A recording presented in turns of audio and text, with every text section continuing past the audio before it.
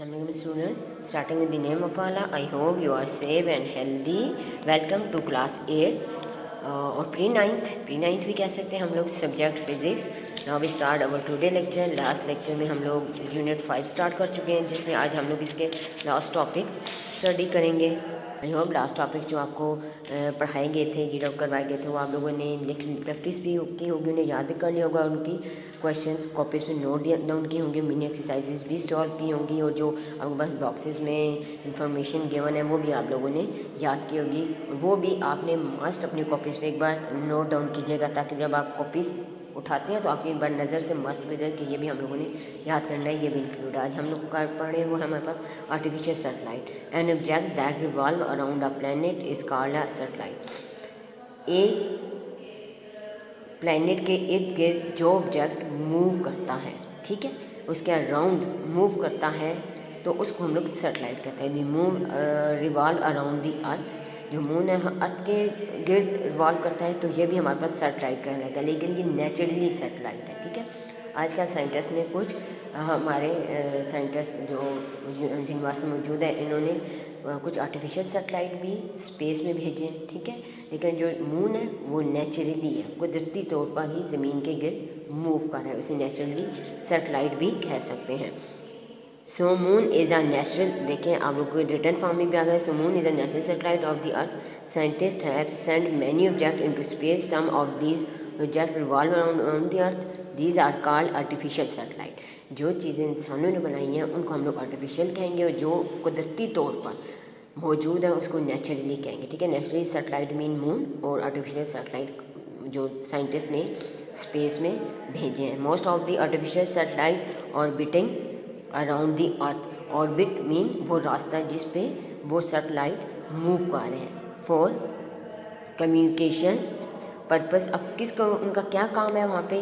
Communication का काम. ठीक है, आर्टिफिशियल सैटेलाइट कैरी इंस्ट्रूमेंट. ये जो आर्टिफिशियल सैटेलाइट है ये इंस्ट्रूमेंट लाते हैं और पैसेंजर लाते हैं to perform experiment in space. Space में एक्सपेरिमेंट करने के लिए इनके ज़रिए जो एक्सपेरिमेंट होते हैं इनके ज़रिए पर्सन और वो इक्विपमेंट जाते हैं. Okay students, large number of artificial satellite have been launch in different orbit around the earth. Earth के इर्द गिर्द काफ़ी सैटेलाइट लॉन्च किए जा चुके हैं. They take different time to complete their. वो अपना एक चक्कर उनका कंप्लीट करने के लिए जो टाइम होता है वो मुख्तलिफ हर सैटेलाइट का यानी कि अपना है. जैसा आप मून को देखें, ठीक है, मून को आप देखते हैं हम 24 डेज़ में आप देखते हैं उसका 14 डेज़ में हमें मून मुकम्मल नज़र आ जाता है. इसके बाद वो घटना शुरू हो जाता है. पहले 14 दिन वो मुकम्मल होता है, उसके बाद वो घटना शुरू हो जाता है. ठीक है, कम्युनिकेशन जो सैटेलाइट होता है वो अपना एक रिवॉल्व अराउंड द अर्थ में कितना टाइम में कवर करता है? 24 घंटों में अपना एक चक्कर ज़मीन के इर्द गिर्द ग्राउंड में या अपने ऑर्बिट पे लगाता है, कंप्लीट करता है. ये रास्ता जिस पे ये सैटेलाइट रिवॉल्व करते हैं, मूव करते हैं ज़मीन के इर्द गिर्द, तो इसको हम लोग जियो स्टेशनरी ऑर्बिट कहते हैं. ऑर्बिट वो रास्ता है, ठीक है, वो सर्कल है जिस पे कोई भी सैटेलाइट रिवॉल्व कर रहा है, और इसको हम लोग जियो स्टेशनरी ऑर्बिट कहते हैं.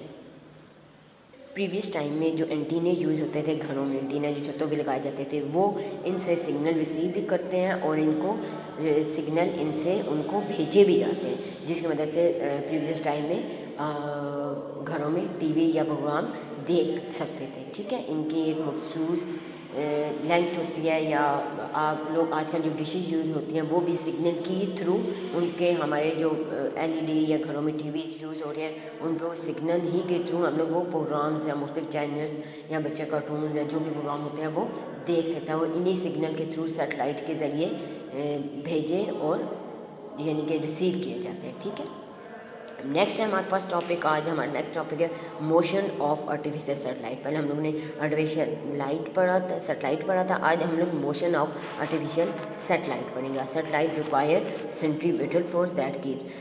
अब हम लोगों ने सेंट्रीपिटल फोर्स पढ़ा था लास्ट यूनिट्स में, जिसमें था कि ये वो फोर्स है जो किसी भी बॉडी को अपने रोटेटरी पाथ में, ठीक है, सर्कल पाथ में मूव करवाती है. ठीक है, उसको मूव करने पे मजबूर रखती है, मूव करने देती है. ठीक है, ये वो फोर्स है centripetal force. The gravitational force of a the gravitational force of attraction between the satellite and the earth provide the necessary centripetal force. अब उस अर्थ के इर्द गिर्द जो भी सैटेलाइट रिवॉल्व कर रहा है, मूव कर रहा है, ये वहाँ पे जब वो मूव करेंगे तो अर्थ की जो ग्रेविटेशनल फोर्स है उसकी वजह से वहाँ पे जो फोर्स प्रोड्यूस होगा जो सैटेलाइट को अर्थ के इर्द गिर्द मूव करने पे मजबूर करती है या मूव करने रखती है, उस मोशन में रखती है, उस मोशन की कंडीशन में रखती है, उस जो ग्रेविटेशनल फोर्स जो फोर्स प्रोड्यूस करती है उसको हम लोग सेंट्रीपिटल फोर्स कहते हैं।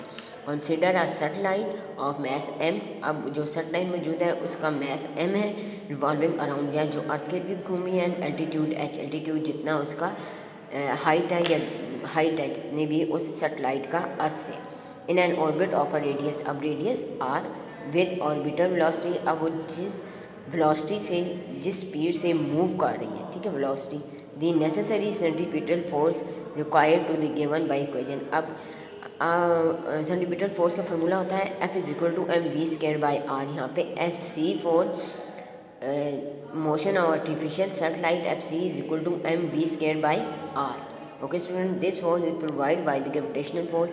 ये जो फोर्स होते हैं ये ग्रेविटेशनल फोर्स की वजह से पैदा होती है जो कि अर्थ और उस सैटेलाइट के बिटवीन में होती है, to the weight of this satellite, और सैटेलाइट के वेट के अकॉर्डिंग ये प्रोड्यूस होती है। यहाँ पे लास्ट में जब हम लोगों ने ग्रेविटेशनल फोर्स को मैस ऑफ द अर्थ को डिफाइन किया था, वहाँ पे ये चीज़ बताई थी W is equal to M G. तो यहाँ पे F को हम लोग एम जी से रिमूव कर देंगे, M से कैंसिल हो जाएगा, दोनों M कैंसिल हो जाएंगे, जस्ट हमारे पास रह जाएगा G V square by R. हम लोगों ने V फाइंड आउट करना है तो R यहाँ पे नोमिनेटर में चला जाएगा जो कि G के साथ मल्टीप्लाई हो जाएगा।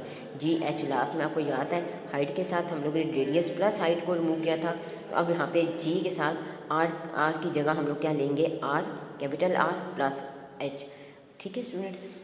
और वहाँ पे जो R था वो था हमारे पास distance of object of the earth, लेकिन यहाँ पे ये जो R हमारे पास है ये R है हमारे पास जो भी सैटेलाइट ज़मीन के इर्द गिर्द मूव कर रहा है उसका रेडियस प्लस उसकी हाइट R प्लस H। आपको लास्ट में ये इसमें इसको इसी तरह से डिफाइन भी किया है, आप देख सकते हैं। अब यहाँ पे आप लोगों को लास्ट में v इक्वल टू जब हम लोग G into R plus H, अब ये स्क्वायर रूट कहाँ से आ गया, क्योंकि हम लोगों ने v का स्क्वायर रिमूव करना था, ख़त्म करना था, तो हम लोगों ने taking square root on both side, हम लोगों ने दोनों साइड्स पे स्क्वायर ले लिया। अब नेक्स्ट जबकि R radius is greater than H, so हम लोग यहाँ पे r प्लस एच को अप्रॉक्सीमेटली r की इक्वल ले लेंगे, तो यहाँ पे g को जस्ट हम लोग r से इस r प्लस एच को जस्ट हम लोग r से रिप्रेजेंट कर देंगे, तो velocity of orbital velocity of artificial satellite is equal to √g capital R। इसकी वैल्यू हमें गिवन होती है 8 किलोमीटर पर सेकंड। आई होप स्टूडेंट्स ये यूनिट्स आपको अच्छी तरह से समझ आ गए होगा। यूनिट्स में मैं अगेन बता देती हूँ आपको मैस ऑफ द अर्थ और लॉ ऑफ ग्रेविटेशनल फील्ड और जी के वैल्यू विद एल्टीट्यूड, ठीक है, ये इंपॉर्टेंट है। ये आप लोगों ने टॉपिक्स बार बार इनकी प्रैक्टिस करनी है, अपने कॉपीज में नोट डाउन करने, इनके अकॉर्डिंग आपको इनके इंशाल्लाह लेक्चर्स इनके क्वेश्चन आंसर सेंड कर दिए जाएंगे। टेक केयर स्टूडेंट, अल्लाह हाफिज़।